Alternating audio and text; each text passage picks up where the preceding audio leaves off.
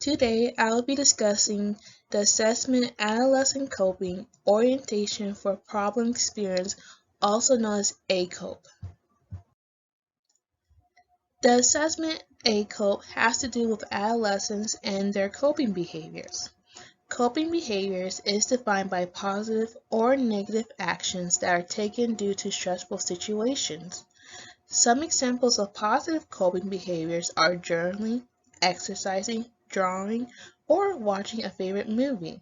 Some examples of negative coping behaviors are use of illicit drugs, abusing alcohol, tantrums, or fighting people. And now for the history of ACOPE.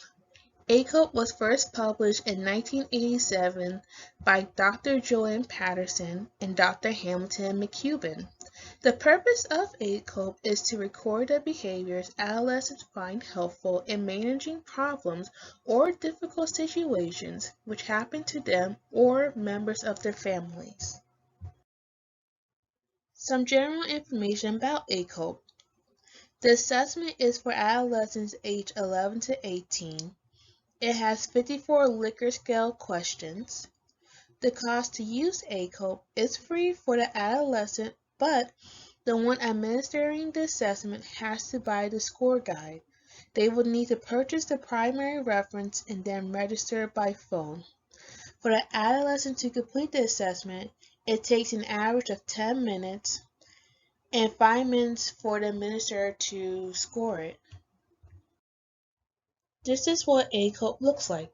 Adolescents are to use this tool to record behaviors that they use to cope. With the questionnaire having 54 questions, it is broken down into 12 components that looks at how adolescents vent their feelings, seek diversions, develop self-reliance and optimism, develop social support, solve family problems, avoid problems, seek spiritual support, invest in close friends, seek professional support, engage in demanding activity, being humorous, and relaxing.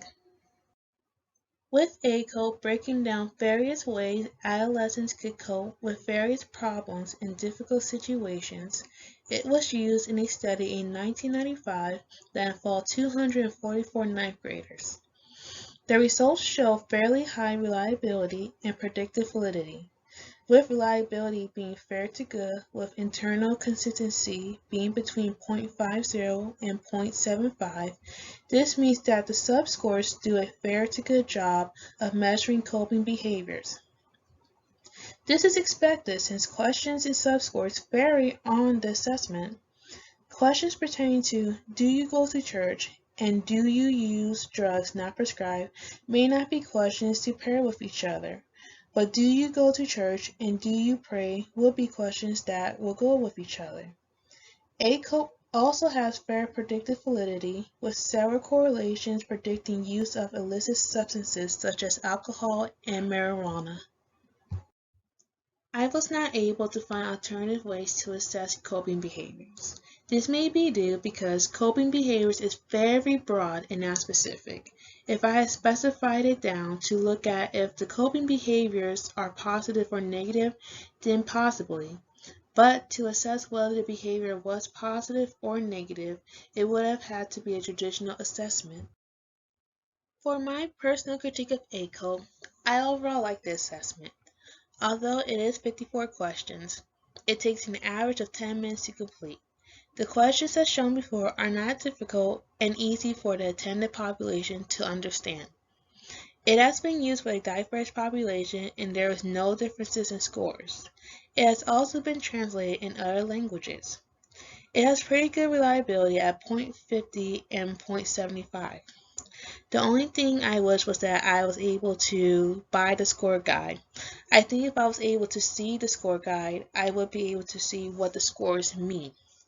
It may have broken down the sub-score categories and possibly show how low or high they were in each category or where they may need work in.